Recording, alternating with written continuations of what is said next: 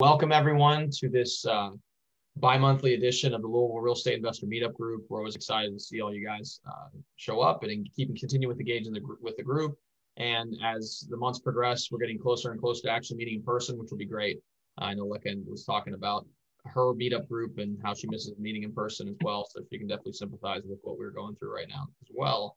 So today we actually invited Leka to come speak. And actually, I think we got connected via LinkedIn, I want to say. And I did a little bit of research on you, and I saw your podcast episode and saw some various things that you did on in the real estate space. And so I thought it'd be great for you to come by and kind of talk to us a little bit about your story and share some of your insights in real estate, because it's always good to get different perspectives from people across the country. And that's why we thought we'd reach out to you. So thanks again for coming. We're really excited. Thank you, Rafael. Thank you for having me. It's always a pleasure to meet people from different parts to just kind of see what your market's like, in comparison to our market here. So happy to be here. Definitely. Luke, did you have anything you wanted to say? Not too much else. I feel like a broken record sometimes. And basically when I get on here, I just thank everybody. And then I say how much I miss meeting in person, which you kind of covered for me already. So the one thing that I get out of the in-person meetings that I miss is just, the one-on-one conversation with everybody. And that's when I feel like you get to connect with people. And that's when I really get new ideas of, different things I might try or do differently. And anyways, but I still love, and obviously Leka, we wouldn't be able to have you on if we were here in Louisville. So I'm glad we can do it virtually, and we can pull in some people that are doing some really cool stuff across the country. So thank you so much for taking the time out of your day to spend the evening with us. So thank you. Thank you. So I guess what we'll go ahead and do is I'll let you, I guess I'll make you, are you able to share the screen right now? If not, I can give you permission to. Yeah, I think I can. Okay. So yeah, you can just kind of take it away. And I mean, it's because you want to share a little bit about your background and yeah. Sure. Okay, let's start by sharing my screen. So Zoom does this weird thing where my chat goes away when I share my screen. So if you're chatting with me and I'm not responding, it's because I don't see it, just so you know. Well, it's not because I'm ignoring you. If you have questions throughout the presentation, also, if you guys are here on Zoom, we'll also be checking Facebook as well. Feel free to leave your questions in the comments or the chat, and then we'll ask it at the end. We usually have a Q&A session at the end as well. So. Yeah, absolutely. So Luke was telling me a little bit about this group and how, there's a lot of fix and flippers, a lot of single family buy and holders. So I think you'll kind of resonate with me when I say that that's been my journey too, has been, fix and flip and then holding smaller multifamily. So this is me. I am a real estate developer from Seattle, Washington. I'm also a real estate broker with Keller Williams. Little bit about my journey. I started investing in real estate back in 2014. And before that, I had a career in fashion merchandising at Nordstrom Corporate.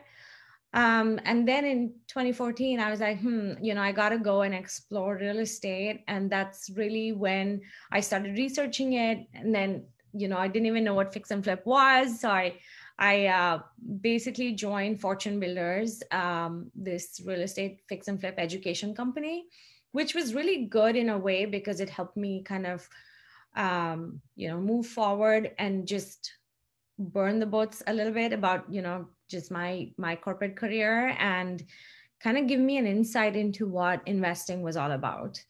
So I bought my first flip in 2014.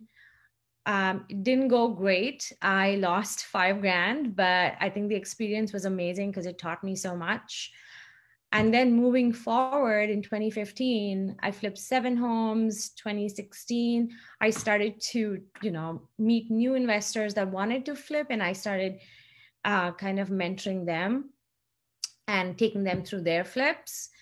And then in 2017, I got my broker's license, and I also helped start a company, a hard money lending company, because the hard money lending space had just gotten so expensive. And if you do fix and flip, you know that everything can go wrong. lots of extensions, timelines are always a bust. So for me, having a good lending partner was important. And so I met the founders of a company called Certain Lending, and they pretty much built this company tailoring to my needs as a fix and flip investor. And then fast forward a few months, I became an advisor on their board, and I still have, a lot of say on how I want the product to look or what I want, like the draw process to feel like for me. So it's been really great because, they've grown into a pretty large company now, and it's been awesome to have like a small part of that. And then in 2018, I started my meetup group, similar to this one. And we meet once a month in the Seattle market. Again, it's local investors. It's both newer investors, it's, more seasoned investors, and it's been great. It's just purely networking, no gurus, no presentations, no selling anything. We just meet, we talk about real estate, we talk about our projects, very similar to this one. And then in 2020, I finished my first edition that I put on a home. So I took a single family home that was about 3,500 square feet, and I added a 1,200 square foot addition to it. So it's this crazy big space with 3, income producing units. It's been amazing. I did my first land subdivision. It took me 3.5 years to complete this. And it's quite a project, I'm going to say. I added 10 new doors to my rental portfolio and now have flipped. I know it says 40 homes here. I think it's more like 50, but yeah, quite a few homes. Just to go a little bit into my fix and flip background. First of all, I don't do cosmetic flips. Most of my flips are pretty intense. They are down to the studs remodels, they involve architecture, structural engineering, seismic retrofitting. So it's just a little bit more involved. They cost a lot more, to just the rehab is about anywhere from 150 to 250. So, and 150 is like when it's just basic. So it's just, it's just more involved. And so I'm going to walk you through this. I don't know how experienced the crowd is, but this is my life cycle of a flip. So there's my buying criteria, which constantly changes with every deal that I do. I get more honed in on what I want my criteria to be. Then there's the whole deal finding piece, which I believe in off-market deals. And so I have a good pipeline. And the way that I've built that pipeline is by networking with wholesalers and other investors that really know what they're doing, rather than going to just, going on the MLS or buying from newer wholesalers. Like I've done those things in the past. It just, it doesn't work out well. And so you learn from your mistakes and you learn to basically sharpen your tools. Then there is the deal financing bit, which I mentioned, Certain Lending. They are my hard money lending partners, but also I do partner with just other passive investors where we do like a JV partnership or an equity partnership, or just a straight up like, hey, you be my private lender passively, and this is an interest rate that I can offer you. So it just depends on the deal. And then there's a rehab process, which is the construction.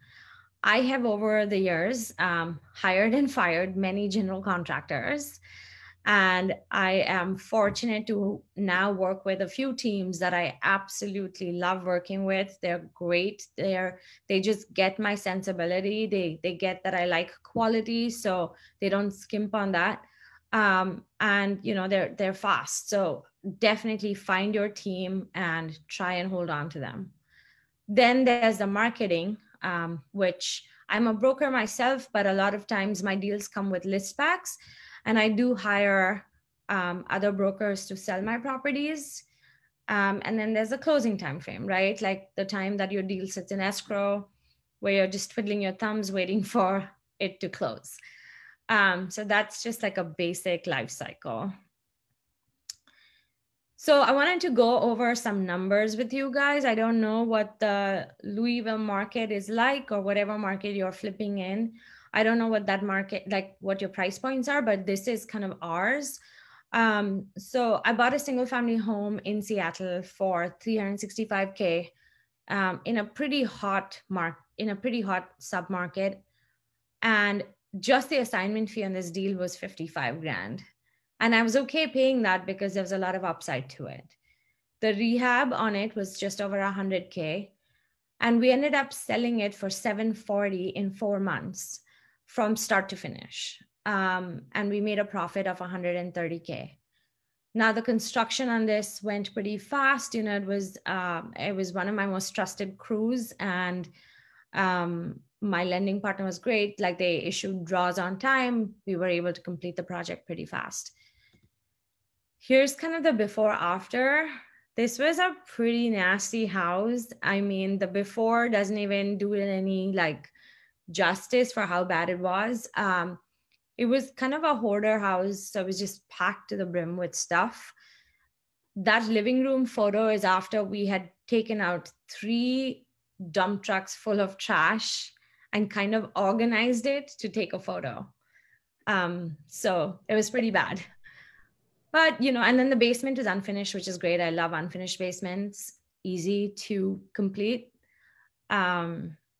So that's that. This was another house. This was a house that I feel really proud to have taken because, again, this belonged to an older couple that were medically kind of challenged. And so they just like had given up on the house and was in such a rough shape that the neighbors would come over to our project, like literally every day, and said, thank you so much for taking this project on and making it pretty. So this is a house that I'm proud of. It's actually 3 minutes from where I live. So that was an exciting project. This is the fastest remodel I've ever done. It took me 8 weeks from start to finish. So, I mean, it was just like when you have a good team, right, things can go fast. I want to say out of the 8 weeks, I was in Spain for 3 weeks. And still, you know, I came back and things were just moving along and we got it done. And I still pick all my fixtures and finishes. So got it done. This is the smallest house I've ever done. This is 530 square feet. And again, this was in pretty rough shape. The photos on the left was after my contractors had taken all the trash out and started the demo. I didn't even want to walk this house because it was so bad. So I bought this house sight unseen. So how to force superior returns, right? Like, so we can all do fix and flips and it's easy and it's fast. And if you get good at it, like, it's a pretty done deal. But then markets change, you know, timings change, COVID happens, and then you're stuck with a project that is just not moving.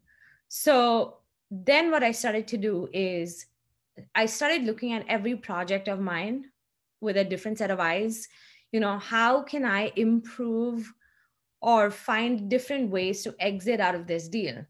So fix and flip is great, but then what about maybe doing something more so that it just kind of just insulates me from a pandemic or a bad market or a bad contractor. And so that's kind of how I started thinking about my deals a little bit differently. And this was one of the first ones where I started to really focus on having different exit strategies. So this was a house that I bought. It came with a pretty large basement again, and there used to be a kitchen in the basement.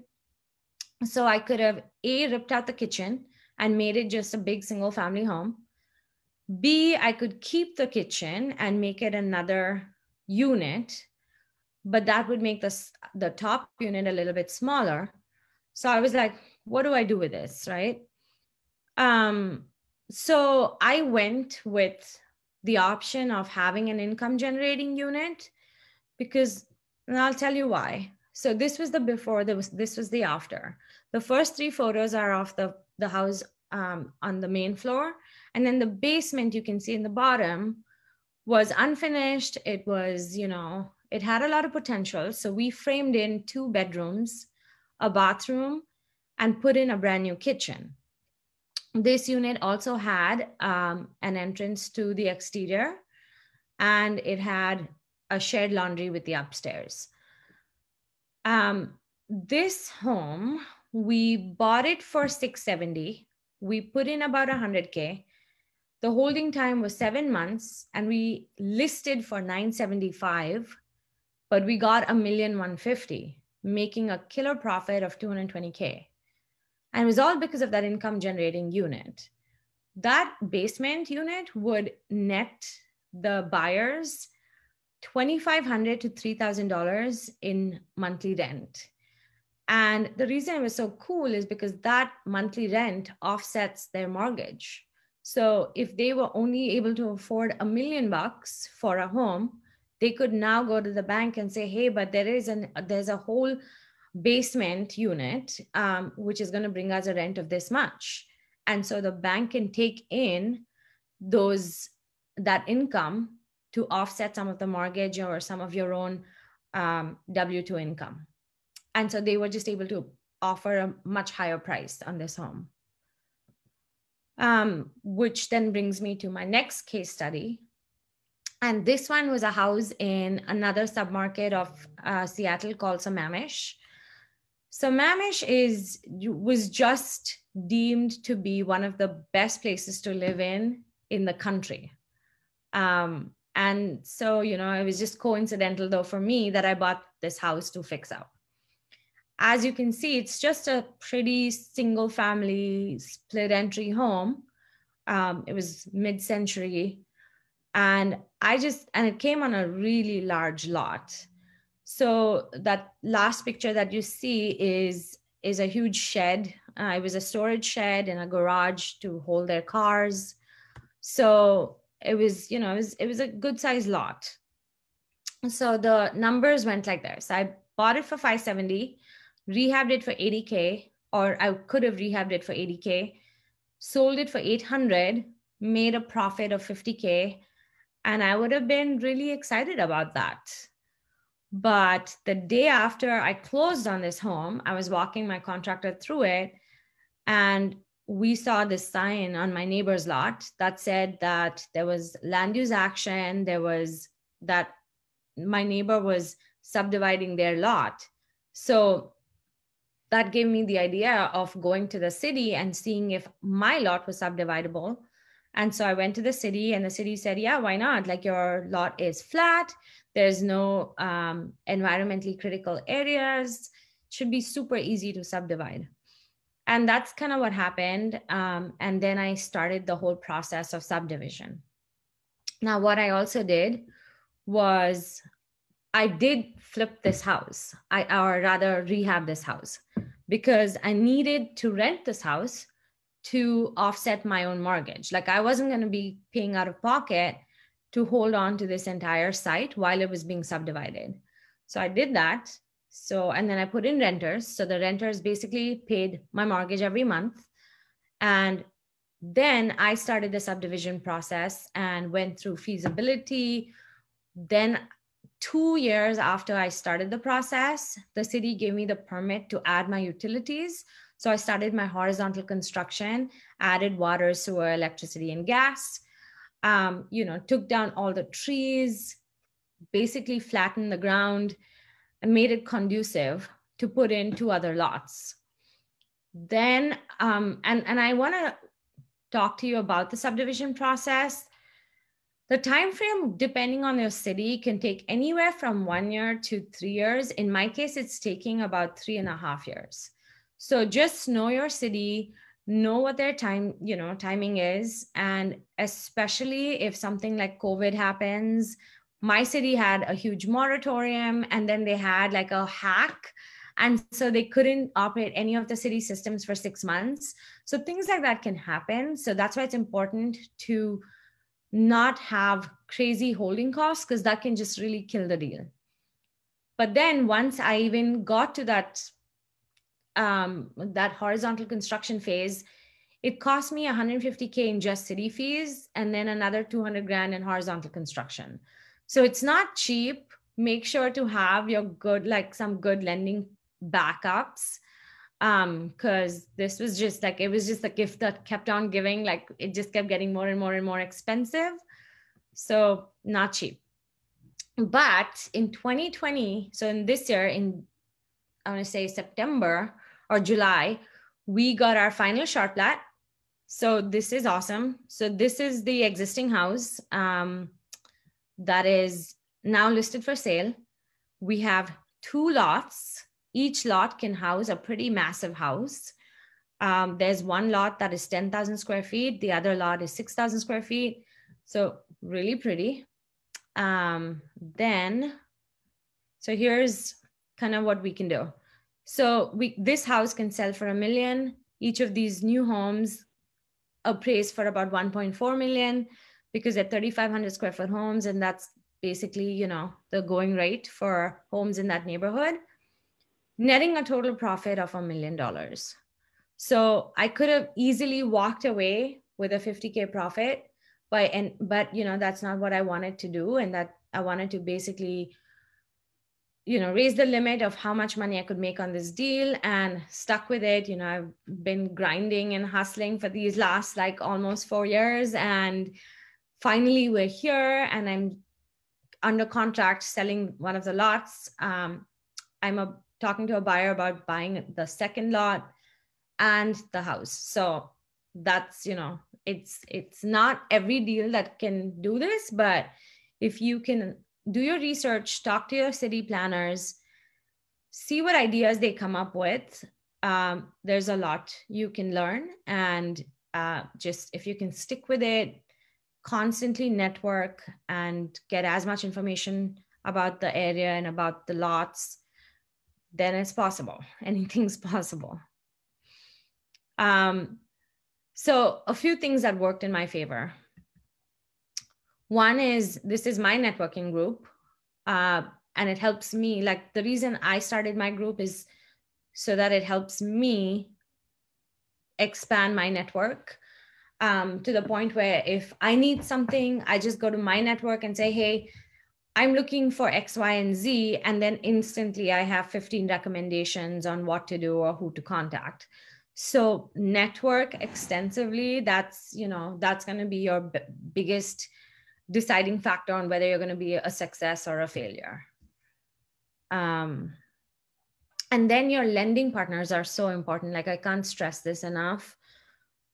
You need to have, you know, quick lending partners. You need to have cheap lending partners, bridge lenders, because with a project like a fix and flip project, it's not multifamily, you're not syndicating, it's more short-term investments. And a lot can happen in a short amount of time that you just have to have a good backing. And again, that goes back to having a good network, because your good network can always back you financially. This is just one of my favorite quotes from Tony Robbins. It's all about how resourceful you can be. So,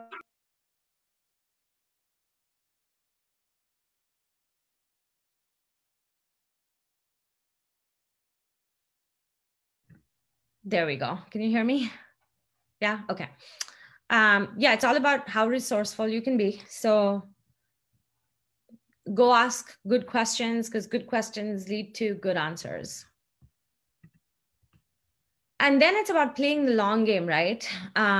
Yes, you can make a bunch of money today, but then what if you stuck with it? What if you did a development deal? What if you put an addition? What if you know, spoke to a different kind of investor that gives you better ideas? And you can just hold on to something and watch that asset like grow in equity. And then, you know, like I had a house that I could have, it was just another single family flip, but I put an addition on it and it took like a good 1.5 years. But then where I had just 1 unit, I now have 3 units, which is 3 additional income streams. So just, you know, play the long game and see what happens. So a few different exit strategies on fix and flip deals, right?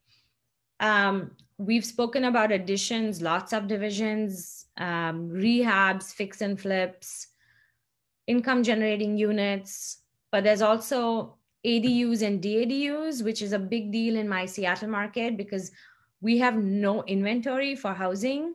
So the city basically opened up the whole ADU situation where if the lot size is big enough, then you have the potential to go put an ADU in the backyard.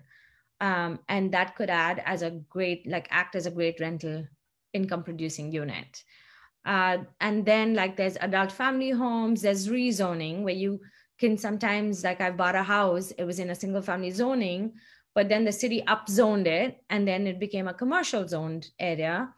And that just brings with it a whole other potential. So always keep a pulse on what the city's doing and where they're doing it so that you can strategically go buy a single family home in the hopes that you can make much more out of it. And then there's rooming houses, there's burrs, there's historic lot lines. Like there's just so many different exits that you can make use of. So my biggest takeaway from the deals that I've done is you just have to keep your eyes open because, you know, and also be open to changing your plan course of action. You may go into something saying, okay, this would make a great rental property, but hey, if you can subdivide that lot and add 4 more rental properties, like how quickly can you scale your business? So just be open to opportunities because that's the best way of taking advantage of a deal. That was it. That's my presentation. Here is all of my information. I'm on LinkedIn, on Instagram, and that's my email. Happy to help answer any questions, or, you know, if you want to connect further, you can find me on LinkedIn or Instagram, and I'm happy to chat more. That was awesome. Thanks so much for that. There's a lot of unique strategies you provided there that I don't think we've ever had anyone talk about, in particular subdividing, which is something that I was really interested in hearing you talk about, because I did a little bit, like you said, you talked about on your Bigger Pockets interview, and you also were part, featured in a book. Is that correct? Yes. Yes. So the book is called The Only Woman in the Room. I think I have it somewhere, but it's pretty cool because it's 20 women and each of us wrote one chapter, and it's compiled by Ashley Wilson and published by the Invest Her community. And what's cool is all of us 20 women, like some of us are immigrants, some were, you know, physically abused growing up. So, you know, there's just a lot of different backgrounds of people that believed in themselves and at the end of the day were able to achieve massive success, banking on themselves and having the confidence to do so. So it's really cool that, you know, we put it all together in a book and we published it. We hope that many more women and men can look at it and say, okay, if they can do it, then we can do it. So it's a good book. That's awesome. And I think that's a great message to have too, because I mean, again, it seems like a lot of times real estate investing skews more towards one side. So I'd love to see more and more people from all different backgrounds kind of get engaged in it, because it is a unique opportunity to really change your life. So it's great to hear. It's awesome. And I always tell people, you know, anybody can do this stuff. You just have to, you know, take the right steps to be successful. And it's amazing how many people just don't believe that they could be successful. It's just like, even if they wanted to, they just don't believe it. And I guess I was the same way for a long time before I, you know, started really thinking that I could. So I guess I understand that, but it sounds like a really cool book. Thank you. Yeah. It's pretty fascinating. I mean, my story is okay, but like some of the other stories are like, oh my God, like, you know, I'm like, that's so incredible. Like you inspire me to do even more, you know? So it's pretty awesome. All right. So I guess if you guys in the chat have any questions, I'll also go to Facebook and see if there are any questions there as well. Let's see.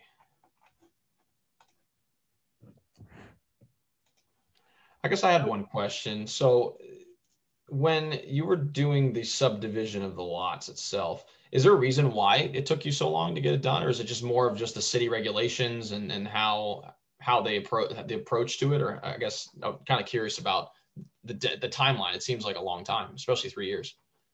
Yeah, that's a great question because it shouldn't take 3 years. In my case, it was a little bit of both. It was city regulations, but also it was that my subdivision was being piggybacked off on a much larger subdivision. So when I went to the city, so my lot didn't have any sewer. We were on septic. For me to go out and actually get a sewer connection would cost me 500 grand.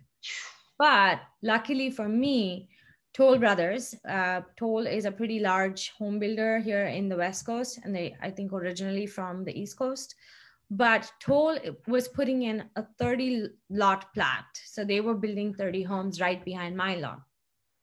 And because I was pulling from their sewer and water, my subdivision was based off of how quickly they could get their permissions. And because theirs was a much larger project, mine ended up taking just as much time. But you're right. Otherwise, it should be much faster. Like you should be able to subdivide a lot in about a year and finish the construction in about 6 months. Definitely. Yeah. No, I was just curious because it did seem like quite a bit of time, and I don't know if anyone here has had experience subdividing any lots here in Louisville, but I know I've been like my broker was on the zoning board for a long time, so I know the rezoning process, depending on what type of zoning it is, can take a little time. But right. All right, so Javon, hey Javon, how's it going? So he has a question. So for the homes in the 2 lots, do you pay for new development of the properties and then make a profit from the retail sale? Yeah. So on one of the lots, I'm just selling the lot as is to a builder / contractor. They pay for building out their home. And then so basically I just sell the lot and then they construct and then they sell the home. On the second lot, I'm considering just holding on to it and then building the house myself, in which case I will be paying for all the improvements and then selling the house as a retail listing. But I haven't decided one way or another because I keep getting asked about this lot. It's a pretty premium lot in a super nice location. And it's great for an end user because if someone was to build a custom home and move into it, they would only spend, I don't know, like 1.1 million. But if they had to go buy an already built home, that would cost them 1.4 to 1.5 in that area, depending on the square footage. So it's a really good way to go if you have a little bit of a savvy background in construction or just investing. Definitely. And I know you said that you held 10 properties last year, and it sounds like with some of your flips, you could go either way. Like you're trying to insulate yourself from a market crash is what it seems like to me. If stuff went south, you could still cash flow it long term. Am I catching that right? Because you're having it in the basement and then upstairs as well. Is there like, I guess, a cash flow number or something that you're looking for in order to hold something? Because I know your market's different than ours, but I'm just curious. For me, I always like go to my lender and see what rates I can get. And then it's really like, can I actually, so it's hard to cash flow in my market because things are so expensive. Right. The average price point for a deal in my market is $1 million, right? From acquisition and rehab to holding costs. So just going off of that, I mostly bank on appreciation, not cash flow. Okay. So I own a rental portfolio here, but honestly, I make no cash flow, literally like nothing, barely break even. But I'll give you an example. I bought a triplex in January this year as part of a 1031 exchange, and I bought it for 1.2 million. It has literally, I have spent money holding on to this property every month since then because of COVID and we try to rehab it a little bit to be able to rent it out. And then things just keep breaking in the building because it's a pretty old building. But my goal was to hold on to it for a year. In that year, get all the permitting required to then rehab, do like a full down to the studs rehab, where we're completely changing the face of the building. We're actually adding 2 additional units. So taking it from a 3 unit to a 5 unit. Now, just the building as is in the last 8 months has appreciated to 1.5. Wow. So I could just put the building back on the market without doing anything to it and make 300 grand in profit. Yeah. So, you know, like, could I do that if I couldn't pay for those holding costs? Probably not. But if you can, then this is the market to buy and appreciate your asset. So cash flow is just not a thing here, unfortunately. Right. Well, and I know too, when I do the math on it, at least, and if you have a note that's huge on a property, like $1 million or anything close to that, your principal pay down every month is huge as well, you know? So you start looking at those numbers, and then plus appreciation, plus the depreciation that you get off your taxes to save you in taxes. I mean, that when you're depreciating I usually depreciate 150,000 on rentals I bought recently, you know, and you're talking about depreciating $1 million, which is a whole different ballgame. So that's cool. Very cool. I definitely say we're like the inverse of you guys, where we probably don't bank a lot on appreciation, but the cash flow is a lot better. So you can definitely build a 10 house portfolio and cash flow pretty well in this market versus Seattle, where you don't see a $300,000 gain in an 8-month period unless there's like some sizable renovation. Yeah, and this building too is right next to Amazon and Facebook and Google. So it's like it's a pretty hot area of Seattle, which is why it's appreciating so much. But I'd love to buy something in your area just so I can cash flow, because that would be nice. Yeah. Well, if you ever want to come to Louisville and check it out, I mean, we'll at some point be having an in-person meeting. It'd be a good opportunity to just stop by and check it out. I'd love to do that. Yeah, for sure. And if anybody's in Seattle, happy to give you a tour. Yeah.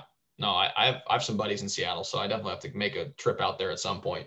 It's been a while, though. Yeah. My uncle lives out there, and I've been to see him, but I think I was in 6th grade maybe last time I went out there. It's been a long time, but I know he was offered on his property. He gets cash offers all the time for people that want to knock it down and put in 3 or 4 units, because he lives apparently some really hot area. So it's interesting market for sure. You got a lot of things going on. What would you say moving forward? Do you have one focus now with all this experience? Or are you still trying to be very open-minded to opportunities? What do you think for the future? So that's another great question. I have been really excited about the self-storage space. And so I am now digging into that. I don't know if you know AJ Osborne or Ryan Gibson. They're like, pretty good, intelligent self-storage investors. And so AJ and I have been looking at a few deals, and we've been analyzing them, underwriting deals. So I think I'm really excited about that market. I mean, Bill Gates just spent a bunch of money buying a huge self-storage portfolio. Blackstone invested 1/3 of their network in self-storage. So, I think that's a good asset class in general. So I'm digging into that. Again, just open to opportunities there. And the other thing that is really close to my heart is assisted living and adult family care. Especially through the pandemic, we saw that large hospitals were shutting down, because if one person got infected, then everybody else got infected. But if these adults were in smaller homes, where in Washington State, an adult family home can only house a maximum of 6 people, then they were in a much safer situation. Again, I think the epicenter of the West Coast was Kirkland, which is down the street from where I live. And it started in an assisted living facility that had 36 adults. And 31 out of the 36 adults died of COVID.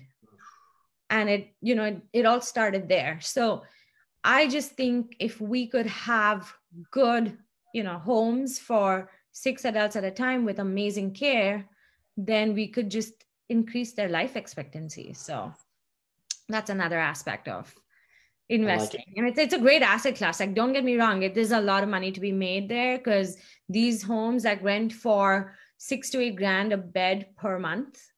So, and times 6, I mean, just your monthly cash flow, talk about cash flow, that's when you can make cash flow here. Awesome. Yeah. I like it. Yeah, I've heard stories of those, what you're talking about, those assisted living houses where people are talking, you can just cash flow those like crazy. So yeah. You provide a great service, like you were saying. You do. You provide great service to other people. And we actually had Mark Helm, who's a big self-storage investor locally, on the meetup a while back, and he talked about the industry. It's pretty awesome. Seems like a great opportunity. Yeah. So. Yeah, that's, again, a global pandemic can teach you a bunch of things. And we heard that through all of this, the one thing that was a constant was people need a place to put their stuff. And so, self-storage is not going away through a recession. Definitely. Great. Any other questions that anyone has? So I'm also checking Facebook as well. We have a few people watching there as well. For the current state of everything going on, are you slowing down at all on purchases? Just trying to be a little more conservative, or are you just focusing? I know you said you're trying to have different exit strategies. It doesn't sound like you necessarily were slowing down at all on buying. So I did slow down on buying fix and flip, just because, when everything started to shut down, I didn't know when it was going to open. Yeah. I didn't know if we could build. I didn't know, what the market was going to do, like with election year and like rates, there's so many unforeseen conditions. So, and I am kind of a cautious investor. So I just stayed back from, I was holding back from actually buying fix and flip deals, because typically I do 8 homes, maybe 10 a year. Mm-hmm. And this year I just didn't. So then what I did was I changed my focus to do more long-term rentals, where it didn't matter what the market was doing. I would still get a killer rate and hold the property for 5 to 7 years. So it didn't matter whether it went up or down or whatever. And then obviously, as an investor, that you always buy under market value. So even if something happened to the market and you're going to hold the property for 5 years, it doesn't matter what you're going to do with it. So that's why I added so many more units to my rental portfolio, is because I was just focused on long-term rentals. So I closed on a 4-plex last month, but I'm buying a fixer. It closes tomorrow because today is Veterans Day, which, it's just a really fun, exciting project, quick turnaround time. We should be listed back in January. So that'll be a good one. Awesome. Yeah. Cool. Congrats. Thanks. Well, looks like we've answered all the questions. I mean, I really do appreciate you stopping by and coming and speaking to the group. As always, it's always great to get different perspectives from people across the country. And I mean, you provided a ton of great information on different strategies that we haven't really heard about, especially the subdividing side of things, and discussing some of the concepts we had just now. So again, do you want to kind of, I guess, have any closing statements as far as like anything that you wish someone would ask you about? Or yeah, I mean, if I would say, like, look at what the other investors in your market are doing. Like, this is great. What Rafael and Leka are doing is bringing you people that are not from your market. Like, I often see that I get so much more information from people that are doing cool things, or like finding new financing, or finding new deal structures from across the country, because every market is so different. And I think what this has taught us this year is that virtual networking like never existed, and it now does. And people are so much more savvy to telecommunications that we have to all use that to our advantage to meet people from different markets and really hear different stories. I myself, for my meetup, I bring on speakers just like you guys that are doing some really crazy things. Like, I once had 10 different speakers from 10 different asset classes present for 5 minutes at a time. So I just learned so much from so many different people on assisted living, self-storage, shopping centers, syndications, multifamily. So it was just like really cool to kind of get like a full gamut of information, and then decide, okay, what excites me and what should I be focused on? And then like open up your LinkedIn and go find these amazing people to kind of back you up on these things. And, always find the best. Don't settle for anything less than the best. And the best is always going to be busy, or, will pawn you off to some minion. But just go find the best, see what they're doing and just emulate. And I feel like that will lead you to success much faster than if you were just, you know, sitting holed up in a room trying to read a book. So go listen to podcasts, go listen, you know, go attend more meetups. I think that's just my only advice. Yeah. And I love the idea of leveraging other people's network too. I mean, that's what I did a lot of, especially early on when I was looking for job opportunities, just seeing connections with someone. I'm like, hey, I want to meet that guy. So then I leverage the relationship I had with someone else to introduce myself to someone else. So there's, I mean, it's amazing how many connections are out there just in a small circle. If you have 200 connections and they each have 200 connections, that's 40,000 people you can reach out to. It's crazy. Like I didn't have a LinkedIn till March this year, and it has literally just, and I didn't have time because I was like, okay, one more social media platform. Like I don't need it, you know, but boy, like it has really opened up my eyes to some crazy opportunities and things that people are doing. And it's been incredible. So, you know, you never know what that can bring you, you know, so definitely be open to it. I mean, I reached out to you via LinkedIn, so. Right, see? And now I'm here with a bunch of cool people. Exactly. So there we go. Well, again, thank you so much for stopping by. For all of you guys who are watching on YouTube and everything, feel free to follow her. She shared her links earlier. So Instagram, Twitter, like I said, she also wrote a chapter in a book. Do you mind mentioning that book again, just so people, and I'll post it in the show notes below as well. Perfect. It's called The Only Woman in the Room. Awesome. I'm excited. I'll buy it and I'll leave you a review too. So. Yay. Awesome. Thank you. Of course. Well, I guess if we're all said and done, thanks again for stopping by, everyone, and we'll see you guys next time. Thank you. Thank you, Leka. See ya. See ya. Thank you. Hey guys.